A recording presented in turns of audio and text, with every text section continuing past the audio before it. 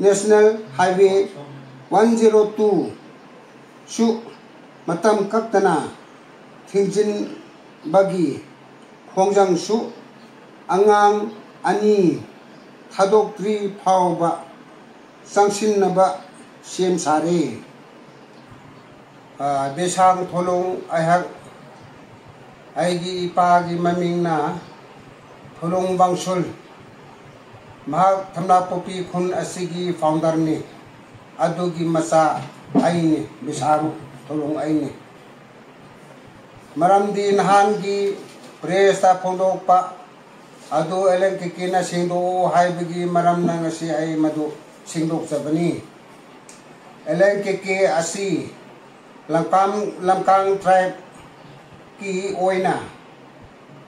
sakhang na ba organize amani lamkang tribe ki damak ta matam kui na honaraga lapa organize amani adubu hojik ki executive oriba president SK Moningam mahaka senmin nariba kana gumba khra na lamkang tribe ki senabi asibu thugairaga Nepali amabu lamkang ni hazillaga thamla pupigi sip oihan naba honarappa thuong asibu thamla pupigi founder gi amasung thamla pupigi ahan ama oina ba maong da yaning daba hondorakli maramdi lamol haiba nupa asi Nepali ni tangi I macet ama phauba yaude aduga lamkangi mehorol dagi matung inna lamkangi sip natraga khungi leader asi lamkangi I asingba mina oigadabani masigi khudam haiba bu lamkang asi Manipur gi indigenous tribe ama ni haina recognize tauraba tribe amani masigi senabi asi apunba naga tribe sing dasu naribani indigenous natraga nataba foreigner hoina laglaga naga tribe onjage haibada kanana ayaba bigadawribano foreigner oina laigani indigenous oina laigani lamolbu thamla pupigi sip ni haibadi founder ai amadi ai ki founder praja khunja mayam singna accept tauba ngamloi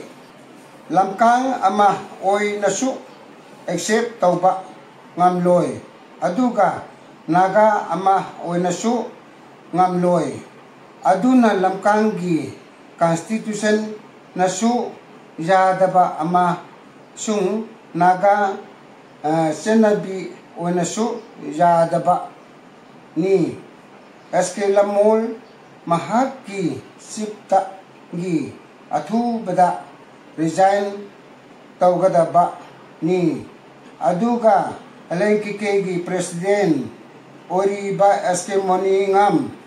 mahakna karigi damakta Nepali bu lamkangi sip oihan bagi maram mayam da numin mangani gi manungda lale haina singdok kadabani maramdi Nepali amasung non naga tribe na khun ningthau oirakpa tarabadi indigenous ama oibagi tungda right phangloi makhatana aikoi angang ani ming oina panjarabada SS Ismail amasung TS Zimrik makhoi ani Dimapur da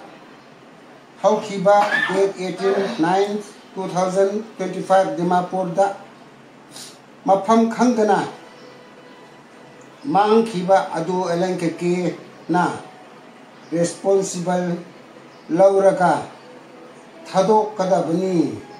numit mangani gi manungda thadok kadabani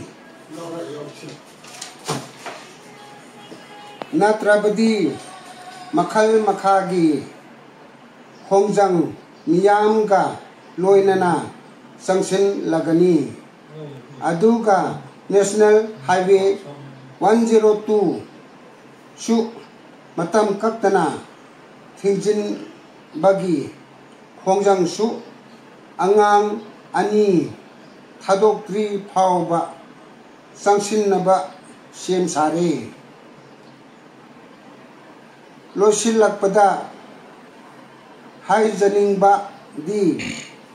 Manipur da khun tariba naga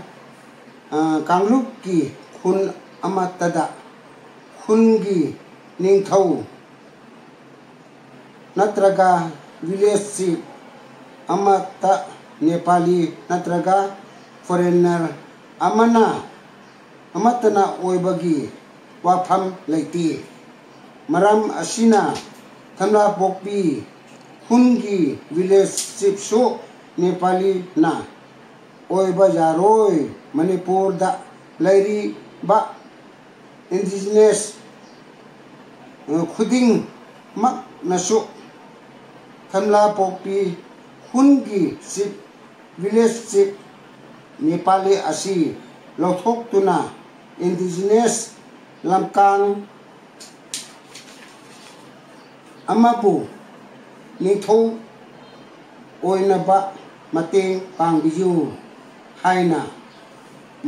press ki thongda praja mayamda nishingjari